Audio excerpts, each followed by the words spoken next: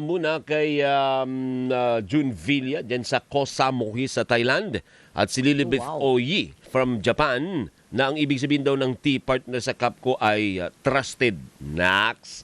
Kaya loves Hindi, kita hindi. Hindi. Paano letter Madali T? lang, Talvin El Chico.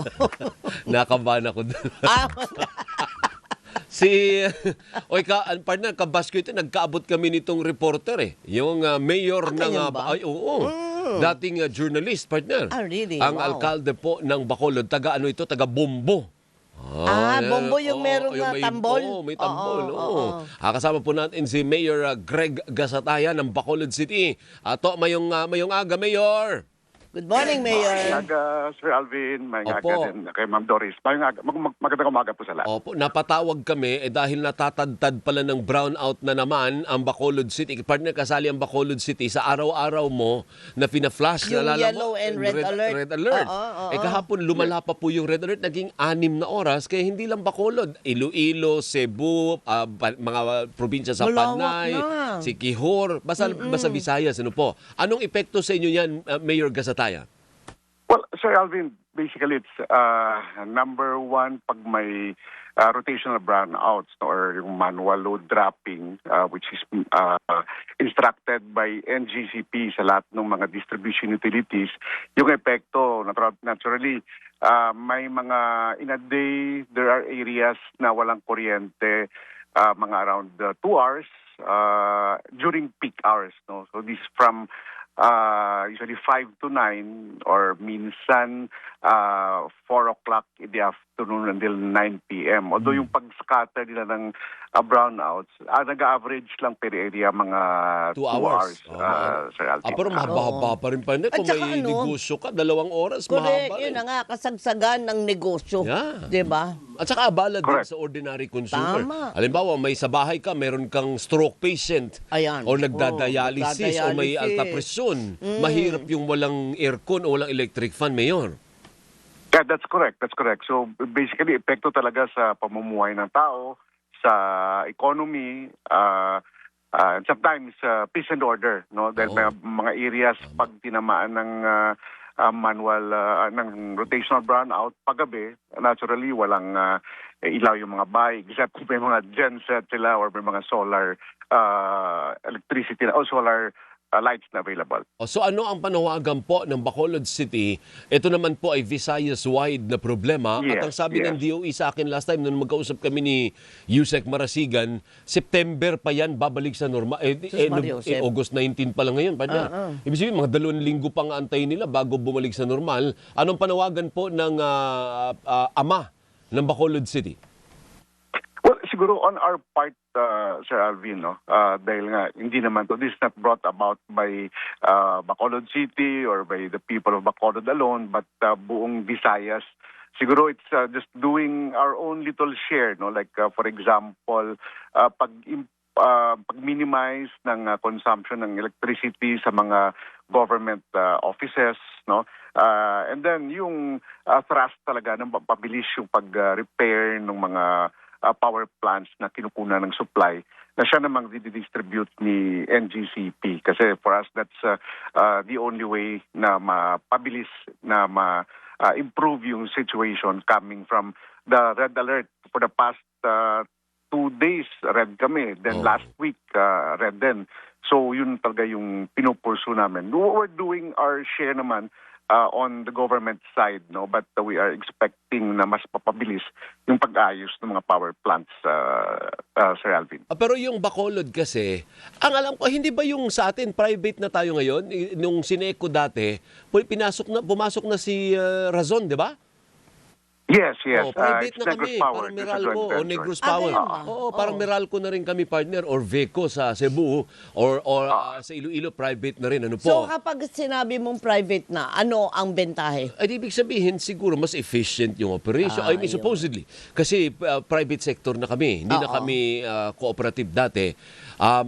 May ano ba, maayos naman yung operation po?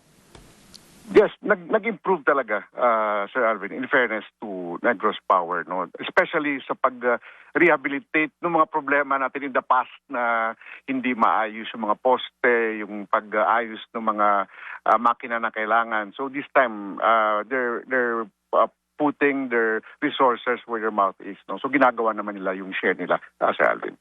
Opo, sige. Anyway, antay-antay lang, no? Tiis-tiis. Yung mga taga Bacolod, bagamat alam mo, partner, marami kaming renewable energy. Not necessarily in Bacolod City, but in Negros Island or Negros Occidental. Ano po? Meron din kaming geothermal. Hindi ba, Greg, no? Meron tayong geothermal sa Negros. 'Di ba? Meron, I think may coal din ba tayo sa Negros o puro tayo malilinis? Wala tayong coal, wala kaming Sir coal. Alvin, geo, then solar farms, marami tayo. May wind ba may yung mga Negros? Wind, wala pa tayo. Wala pa tayong Wala wind. pa. Oh. So marami kaming malilinis. So hindi pala ganun na kahit may mga planta ng kuryente sa isla natin, sa Negros Island, hindi ibig sabihin na hindi na tayo magba-brown out. Pakipaliwanag mo ngayon, Mayor Greg, bakit ganun? May sarili tayong supply, hindi at kasali din tayo sa rotating May brownout. mga pang-backup pala kayo. Ba't ganun? Yes, we have. But ito'y binabalik din sa lahat nung produce sa mga renewable energy natin. Pinapasok din sa WISM eh. So sila pa rin yung nag-distribute all over the Philippines. Hindi naman na dahil dito ginagawa, tayo yung directly gagamit. So it's being, kumbaga, binibenta ng mga companies sa market at saka doon naman dinidistribute all over the different distribution units sa Alvin. Kasi mas mahal dun, pag nabenta sa merkado, yung kuryente, mas mahal dun. Unless yung inyong electric distribution utility may kontrata. No, kung gagawa siya ng kontrata. Yes, that's correct. That's why yung thrust namin ngayon is paglagay talaga ng mga solar panels sa lahat ng government agencies, no, like sa government center, mga barangay halls, gymnasiums. Ito yung focus namin ngayon. No? That's why, in fairness to the city of Bacolod, binigyan kami ni DOE ng gold star rating in terms of pagbawas ng consumption at pag-utilize ng mga renewable energy, Sir Abby. So dito yung focus ng local government ngayon. Sige, hanggang dyan muna, Mayor. Ano po, halong, damo gid nga salamat. Oy, lapit na yung Mascara Festival namin. Ang tagal ko na hindi nakauwi ng Mascara Festival. October, no? Ilang, more than a month from now, Mayor. Yes. Sana makapuli ka, Sir Alvin. No? We'll be excited to see you. At sana ka mo, wag umulan. Palaging naulan kasi.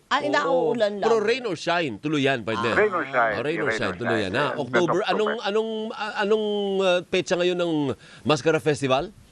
Yung highlights natin would be the third weekend of October. Third weekend. Third weekend of October. Sige. Yun talaga yung highlights natin. Mag-enjoy kayo. Maraming salamat. Good luck po sa inyong organization bakit dyan si ng Alvin Mascara lang ang Festival. inimbita?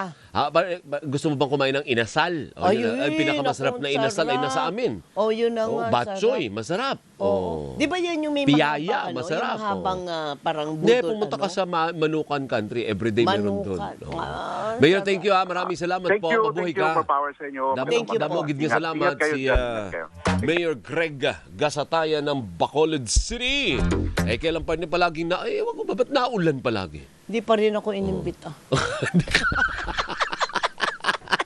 Alayo ka kasi. Malayo. Tsaka hindi naman ako po pwedeng bumiyahe. Hindi pa.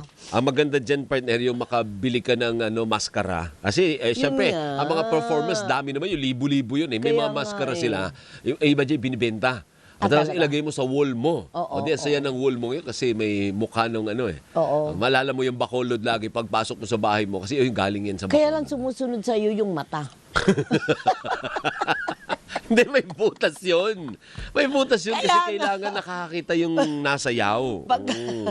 Pagpasok mo ng bahay, may nakatingin sa'yo. Iba yun. May Iba, ganyan iba. kaming picture dati ni Papa